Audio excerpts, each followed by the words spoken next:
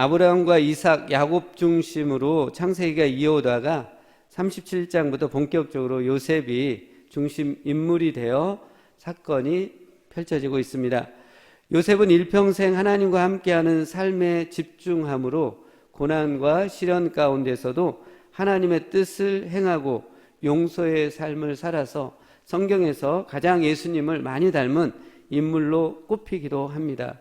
그리고 요셉은 하나님의 놀라운 은혜와 축복으로 가장 큰 성공을 이룬 인물이기도 합니다.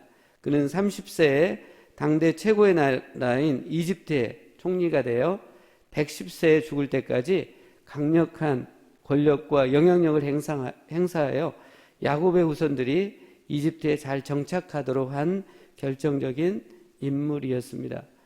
오늘 본문은 요셉의 10대 때, 정확히 말하자면 17세 때의 이야기입니다. 그럼 예수님을 가장 많이 닮고 가장 크게 성공하여 큰 영향력을 일으킨 요셉의 10대 때는 어떠했을까요? 어제 살펴본 것처럼 요셉은 17세 때 형들의 그 곡식단이 자신에게 절하는 꿈과 또 해와 달과 11별이 자신에게 절하는 큰 꿈을 하나님으로부터 받은 청소년이었습니다.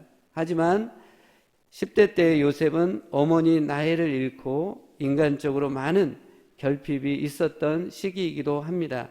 다행히 아버지 야곱이 요셉에게 아주 많은 사랑을 주어 10명의 형들은 입어보지도 못한 당시에 귀중한 옷이었던 채색 옷을 입혔고 형들처럼 멀리 보내 양떼를 치게도 하지 않고 야곱 옆에 두며 많은 사랑을 주었습니다.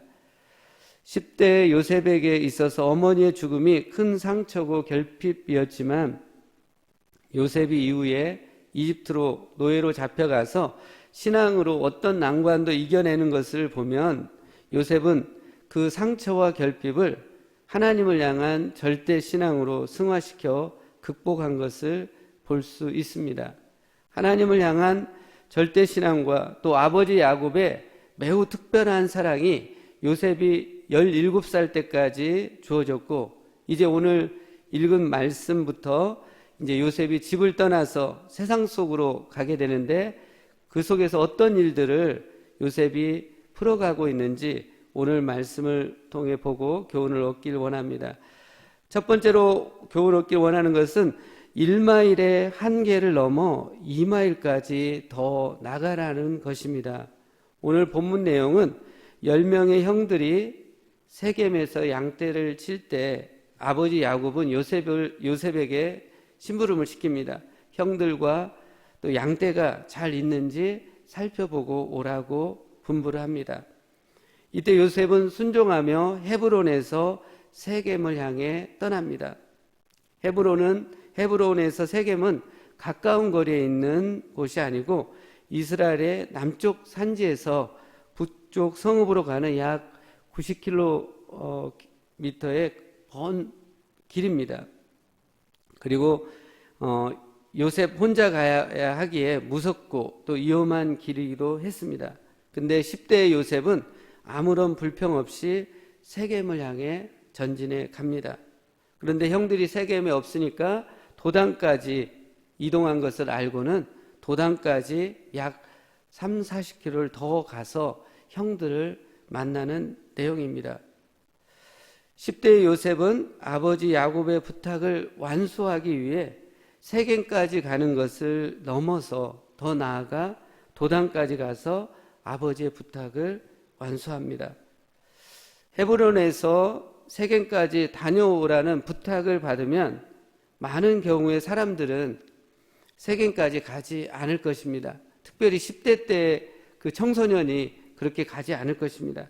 가더라도 원망 불평하면서 갈 것이고 세겜에 가서 이 형들이 없으면 포기하고 돌아올 텐데 요셉은 세겜을 넘어서 더 나아가는 것을 그리고 그 원망 불평 없이 자원해서 적극적으로 간 것을 보게 됩니다. 요셉의 이 모습을 보면서 예수님의 산상수훈의 말씀이 생각났습니다. 우리 마태복음 5장 41절 말씀입니다. 또 누구든지 너로 억지로 오리를 가게 하거든 그 사람과 십리를 동행하고. 오리는 약 2km입니다. 영어 성경에는 1마일로 번역이 되어 있습니다. 예수님은 제자들에게 만일 어떤 사람이 1마일을 같이 가자고 강요하듯 부탁을 하면 1마일을 갈 뿐만 아니라 그와 함께 2마일을 가라고 말씀하고 있습니다. 오늘 본문에서 10대의 요셉은 예수님의 산상수 말씀을 매우 잘 수행을 하고 있습니다.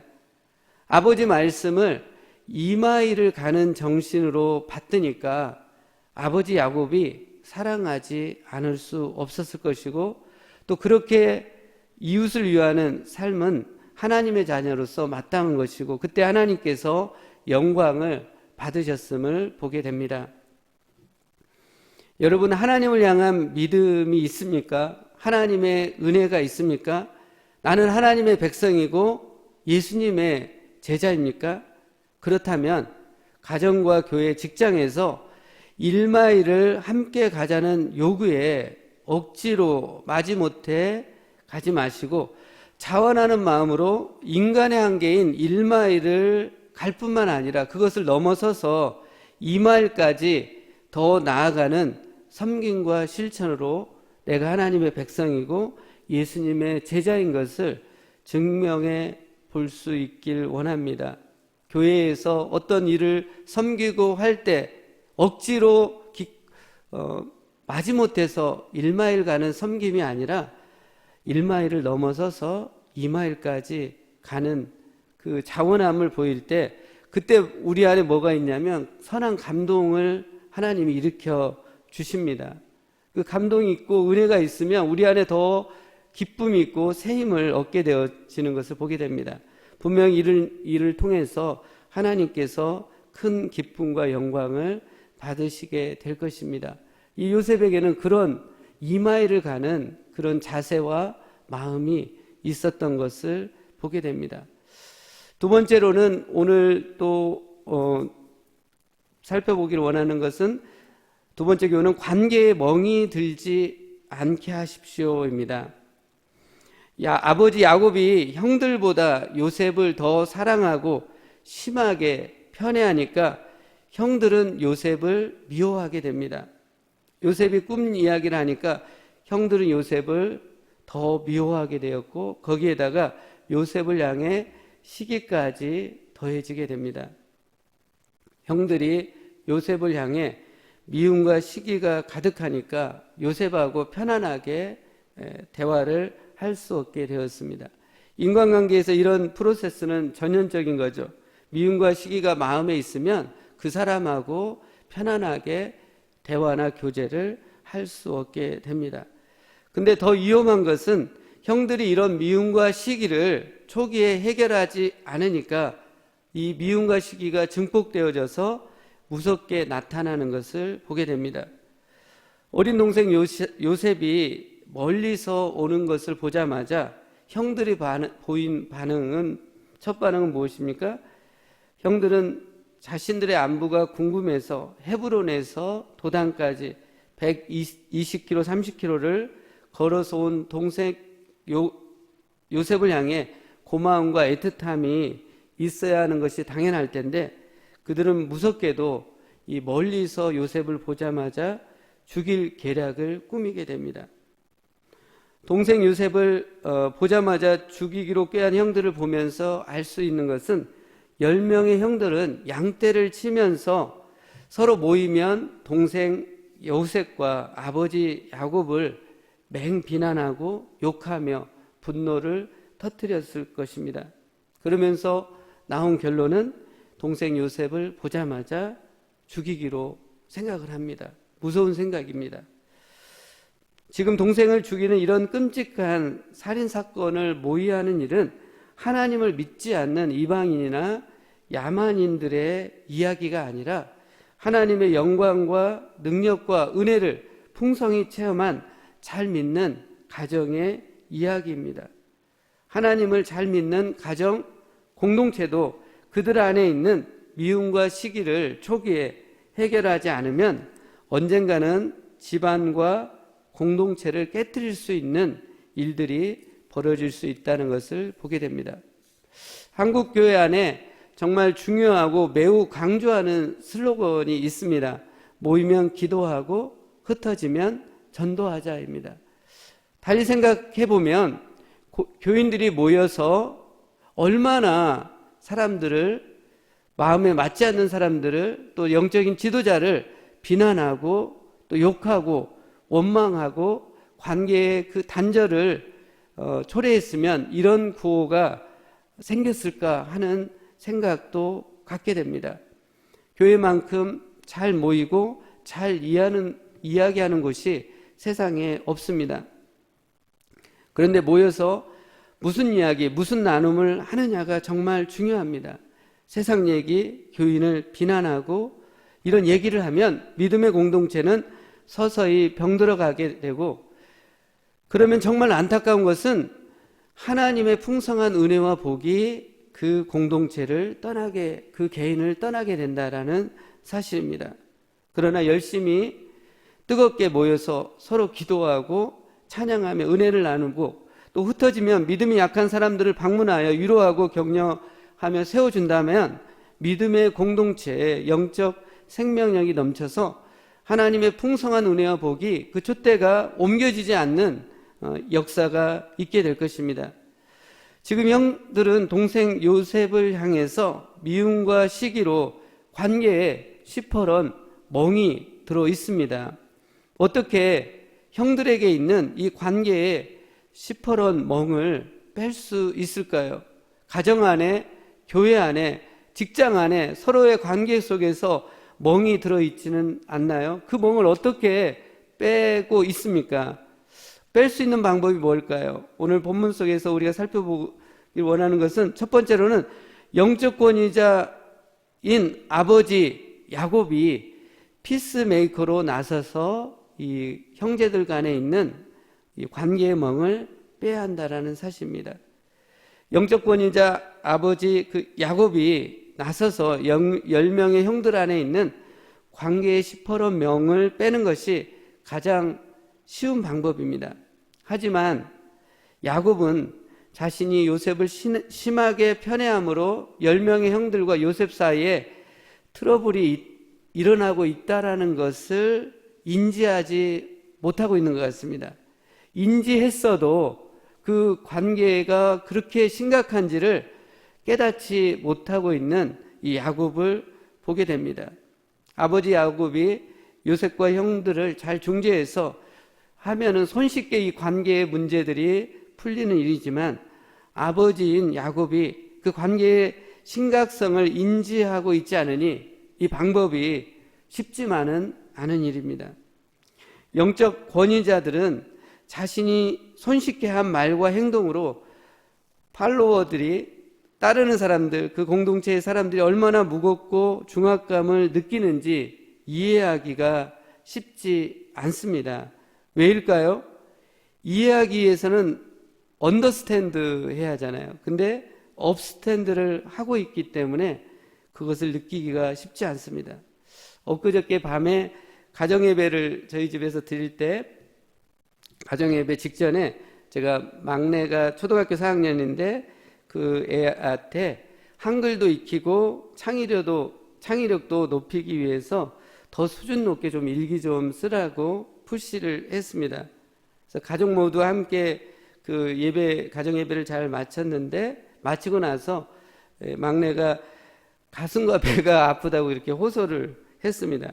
그래서 저와 가족 모두가 그 막내에게 손을 얹고 회개하며 이렇게 기도를 하니까 얼마 지나지 않아 감사하게도 회복이 되었습니다. 혹시라도 맹장이지 않나, 오른쪽이 아프다고 그래가지고 그 밤에 겁이 났습니다. 그러면서 회복이 돼서 감사했는데, 그러면서 제가 깊게 깨닫게 된 것은 가정의 권위자인 나의 쉽고 작은 말 한마디에 자녀들은 내가 생각할 수 없는 그 스트레스와 충격을 받는다는 것을 깨닫게 되었습니다. 영적 권위자가 가정에서 또 교회와 직장에서 팔로워들 안에 평화를 만들기 위해 언더스탠드해서 신중히 말을 하고 편애하지 않는 모습을 보인다면 그 가정과 그 교회, 그 회사는 행복한 공동체가 될 것입니다. 두 번째로는요, 이 관계의 멍을 풀기 위해서는 상처 입은 형들이 피스메이커로 나서야 합니다. 아버지가 하는 것보다 이 상처 입은 형들이 하기 때문에 쉽지 않습니다. 하지만 이 일들을 우리가 해야 하는 것인데, 지금 형들은 아버지 야곱으로부터 많은 차별을 받아 오랫동안 이것을 받아왔기 때문에 마음에 큰 상처가 있어서 동생 야곱을 죽일 정도까지 아닙니까? 그 동생을 죽이려고 하는 대로 그것이 투사되고 있는 것을 볼 수 있습니다. 형들 안에 큰 상처가 있기 때문에 피스메이커로 나서는 것이 쉽지 않을 것입니다. 그것이 힘들다고 받은 상처를 그대로 두면 오늘 본문의 말씀처럼 더 무서운 결과를 초래하게 됩니다. 하지만 형들이 그 상처를 딛고 일어나 평화를 만든다면 형들 안에 하나님의 놀라운 은혜가 임하게 될 것입니다. 진물 나는 상처가 반짝반짝 빛나는 별로 변화될 것입니다. 우리가 잘 아는 말씀처럼 스타가 되는 이 상처를 어떻게 우리가 처리하느냐에 따라서 변화가 일어납니다. 그럼 상처 입은 형들은 어떻게 피스메이커 역할을 해야 할까요? 첫 번째로는 형들은 아버지 야곱과 동생 요셉을 용서해야 합니다. 형들이 받은 상처가 많은데 어떻게 용서를 할 수 있을까요? 형들이 아버지 야곱과 동생 요셉만을 생각한다면 용서를 할 수가 없습니다. 하지만 형들을 구원하시고 또 하나님의 언약 백성으로 선택해 주신 하나님의 놀라운 은혜와 사랑을 생각한다면 용서할 수 있는 충분한 근거가 형들 안에 생기게 됩니다. 베드로가 예수님께 형제가 내게 죄를 범하면, 믿는 형제가 내게 죄를 범하면 몇 번이나 용서해야 합니까? 라고 했을 때 예수님은 이렇게 답을 하셨습니다. 마태복음 18장 22절입니다. 예수께서 이르시되 내게 이르노니 7번뿐 아니라 7번을 70번까지라도 할지니라. 예수님은 제자 베드로에게 끝까지 무한대로 용서할 것을 말씀하시면서 예수님을 믿고 따르는 우리들도 용서에 한계를 두지 말고 끝까지 무한대로 용서하라고 말씀하고 있습니다. 그런데 문제는 이기적이고 완고한 우리 자신을 아는데 이런 우리가 어떻게 무한대로 용서할 수가 있을까요? 예수님은 490번 끝까지 용서하라 하시면서 우리가 끝까지 용서해야 하는 이유를 비유를 통해서 설명하십니다. 예수님, 우리가 하나님으로부터 1만 달란트 빚을 탕감받은 자라고 하시면서 100데나리온 빚진 형제를 용서해야 하고 용서하지 않으면 하나님 아버지와의 관계가 막히게 됨을 말씀하고 있습니다. 여기서 1만 달란트는 100데나리온의 60만 배입니다. 100데나리온이 1000만 원 정도 된다고 한다면 1만 달란트는 6조 원이 됩니다. 그렇기 때문에 1만 달란트는 우리 자신으로는 어떻게 탕감할 수 없는 금액입니다. 예수님이 이 비유를 통해 하나님께서 우리 각자를 위해서 무한한 용서를 베풀어 주셨음을 말씀하고 있습니다. 그러기에 여러분, 우리가 용서를 하려고 할 때 우리에게 상처를 준 그 사람을 생각하거나 우리 자신을 생각한다면 용서하는 게 불가능합니다. 하지만 우리 죄악을 용서해 주기 위해 독생자 예수님께서 십자가에서 희생당하신 것을 생각하고 또 생각한다면 용서할 수 있는 힘이, 은혜가 나오게 될 것입니다. 하나님으로부터 받은 그 무한한 용서를 나에게 상처를 준 사람에게 흘려보낼 때 그때 별이 빛나는 거죠. 놀라운 하나님의 평화가 임하게 됩니다. 두 번째로 형들은 용서를 넘어서 또 뭘 해야 하냐면 야곱과 동생 야곱을 만나서 자신 안에 있는, 마음 안에 있는 진실된 말을 해야 합니다. 성경은 죄 지은 형제를 용서하는 것만으로 끝내지 말고 죄 지은 형제를 찾아가서 단둘이 만나서 그 잘못에 대해 말씀하라고 하고 있습니다. 마태복음 18장 15절 말씀입니다. 내 형제가 죄를 범하거든 가서 너와 그 사람과만 상대하여 공고하라. 만일 들으면 내가 내 형제를 얻은 것이요. 형들이 자기들끼리 아버지와 동생 야곱을 맹 비난하고 험담하고 시기하지 않고 아버지와 요셉을 직접 만나서 정중하게 자신들 안에 있는 상처를 다음과 같이 말했다고 한다면 어떻게 되었을까요? 아버지께서 요셉과 저희들을 편애하는 것으로 인해서 동생 요셉이 너무 믿고 시기가 생겨서 어떤 때는 죽이고 싶은 충동까지 생기고 있습니다. 이렇게 아버지에게 말했다고 한다면 어떻게 되었을까요? 또 요셉한테는 동생아, 우리가 아버지에게 완전 인정을 못 받고 있는데 내가 잘난 체 하니까 우리 마음에 미움과 시기가 주체할 수 없이 생기고 있단다. 이렇게 요셉을 찾아가서 얘기했다고 한다면 형들이 동생 요셉을 보자마자 구덩이에 넣어 죽이려고 하는 일들은 벌어지지 않았을 것입니다. 놀라운 관계의 회복이 일어났을 것입니다.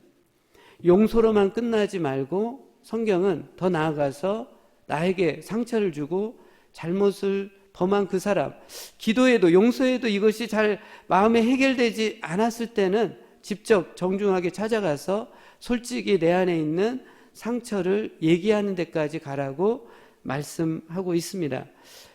유럽 교회는 죽었지만 유럽의 수도원은 아직도 영적인 생명력이 살아있다고 합니다. 수도원은 공동체 생활을 하는 곳이기 때문에 서로의 갈등을 잘 해결하지 않으면 존재할 수 없다고 합니다.